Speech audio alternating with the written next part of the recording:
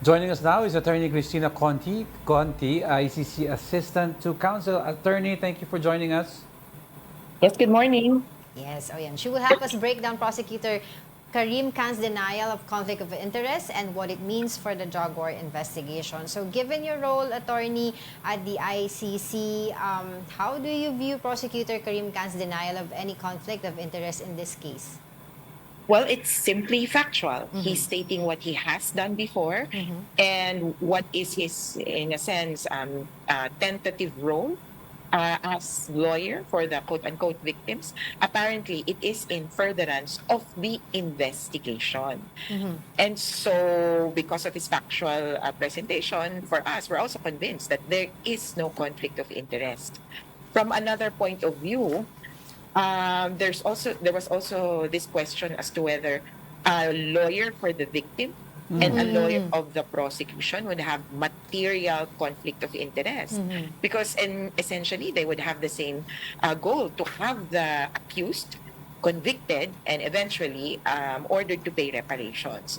And so now it's clear, and even Kaufman himself seems to have been convinced in his in his previously recent filing last week, I think, he said that he now poses no objection or is not questioning the impartiality of the judge. Or Okay. rather, of Karim Khan.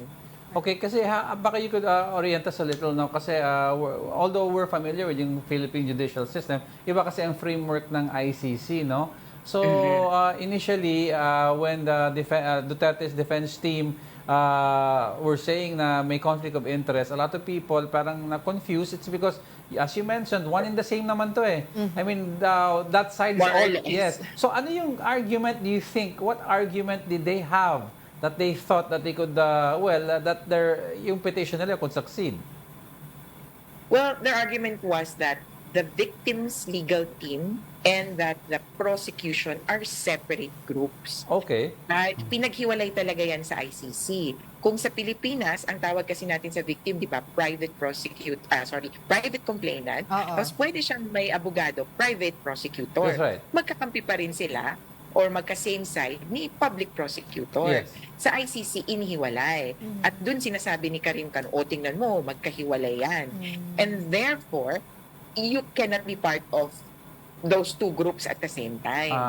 So yung ganung technicality lang, but of course what we understand as classic conflict of interest would be one representing the prosecution and another time representing the defense. Magkalaban talaga yon. Diametrically opposite interests. Dito medyo may technicality lang, magkaibang grupo, magkaibang team, pero kumbaga medyo pareho din naman ang interest. In any case, nung naipaliwanag na hindi naman siya naging abogado ng biktima, sabi ni Karim Khan, at saka sabi nga namin, dito sa Pilipinas, hindi naman yan makikilala. Dahil hindi naman siya abogadong Pilipino. Okay. Kaya, nalinaw na, okay, at noong una kasi parang may initial information lang si Kaufman, he acted on it already. Ngayon, naliwanagan na siya. Sabi niya, ay sorry, okay na pala ako. Pero attorney, may precedents ba ito? I mean, historically, has this happened before na isang prosecutor ay pinipetition na ipa-disqualify? Yes, there have been many instances that, of course, mabusisi dyan. There have been many instances that the prosecutor has been asked to recuse himself. Actually, more recently, Karim Khan was actually recused or kind of taken out of the case, the investigation in Venezuela, because his sister-in-law has represented the Venezuelan president now, Maduro, Nicolas Maduro. So yung ganun lang na relation, hindi nga sinabi na nag-uusap ba kayo, magkaibigan ba kayo, baka naman hindi pa nagkakakilala itong sister-in-law na ito. Kasi nandoon siya. Yung sister-in-law niya, nandoon sa Venezuela, siya nasa UK. Kaya yung ganung basis lang, nag-recuse na siya or natanggal siya personally in his capacity. But in other instances, kumbaga, yun nga, maski yung defense, hirap sila na pagsasabi na this is the classic case of conflict of interest Kasi defense and prosecutor ang usually magkalaban, hindi defense at victims. Okay. No, Ay, also- sorry, hindi prosecution at victims. Right. I was wondering, attorney, in the spirit of fairness, alam naman po natin na meron pong allegations against Prosecutor Karim Khan, yung sexual misconduct sa kanya. I was wondering if this will affect the investigation itself? Oh, the investigation and the case in the Philippines, I would think no. Because one, they have already put in another prosecutor in charge of the case, of the prosecution of the case, after Karim Khan left. So, Ma'am Mandiaye Niang has already taken over yung Right, prosecution. Siya yung nag-submit ng ebidensya sa defense, ng exchange and disclosure of evidence. Siya din ang gumawa ng pre-confirmation brief at ng document containing the charges. And secondly, since 2022, they have already disclosed this, since 2022, si Niang ang in charge or head ng Philippines Unified Team. And this is because the ICC has an Office of the Prosecutor has investigative teams, has prosecution teams, has lawyers, has investigators, has data analyzers. The Philippines Unified Team is the one in charge of looking at everything. And it has been Niang who has been in charge of everything. Si Karim Khan, nominally in name, siya ang lead of all the investigations and prosecutions. But of course, he has someone in charge. And that's Niang since 2022. So ano yung pinaka-role, attorney, ngayon ni, para malinaw lang sa viewers natin who are not so privy naman to the inner workings of the ICC, ano yung pinaka-role or function ngayon ni Karim Khan? Is he still the lead prosecutor for the ICC mismo? Well, in name, yes. Until he is taken out of the position, he has a term of 9 years. It is an elected position, which is why he is still the lead prosecutor. Pero yung function o paggampan, that's a different matter altogether. We have yet to see if he will be, kumbaga, booted out of the position and somebody else will be put as officially prosecutor. Pero yung paggampan, hindi na siya talaga. Okay. So, attorney, an hour ago, there's a report here that Duterte camp renews bid for ICC interim release to undisclosed country. So, may renewal of this request again. Would like your comment on this po. Well, of course, as we've said before, we will oppose such moves for Duterte to be released in any country. Of course, subject to specificities. But right now, we are not aware or we are not privy to the details regarding his request. Merong grounds na redacted. At interesado kami doon, syempre. Because, well, if it's humanitarian or health-related, of course, well, hindi naman kami ganun kasama o kalangang bituka katulad ng mga pumatay ng war on drugs na hindi siya payagang pumunta ng ospital, of course. But within the context and within the framework of humanitarian assistance, we think that the ICC, detention facility in particular, is well capable of taking care of him. We've been tracking the statements of his relatives and they've said he's okay, bagaman payat.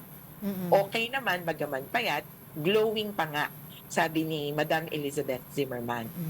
Okay. So doon sa isang mga, 'di ba, condition po ng interim release, yung poses no risk, yung ganyan, hindi naman tatakas, etc. And kasama po doon yung wala naman siya may impluwensyahan. Kumbaga, hindi na siya ganun makapangyarihan. Pero do you think pwede pong gamitin yung archival ng impeachment complaint kay Vice President Sara Duterte as, isa sa mga grounds po ng prosecutor na, teka muna, makapangyarihan pa rin naman yung kasi Duterte. anak niya mismo, attorney, is the Vice President of the Philippines. Yes, precisely. And there is a tangential relevance. Doon po sa impeachment complaint, wag nating kakalimutan, Article 5 ay patungkol sa patayan at role ni Sara Duterte doon sa DDS killings. Kaya kumbaga, in a sense, the impeachment trial stopped that new avenue where evidence could have been brought out. So clearly, when you talk about Duterte, it's not just him, it's also his network and associates. That is what the Office of the Prosecutor has harped on. Sinasabi niya lagi, kung titingnan mo si Duterte, totoo, mukhang akala mo kawawa. Pero ang daming pera niyan, ang daming connection niyan, dating presidente yan, special friend of the President of China. Naalala nyo, di ba, meron siyang visit noon. At yung mga kamag-anak niya, how many Dutertes are in power? And one of them, no less than the Vice President of the Philippines. Okay, Attorney, now Will all be given taken into consideration. Right. yeah, given all that things that have been happening recently, September already next month, no? In a Yes. few weeks. So are we on track with regards to yung initial schedule or yung original schedule ng ICC with regards sa case ni former President Duterte? And ang tanong na marami, how long do you think this will take? An estimate?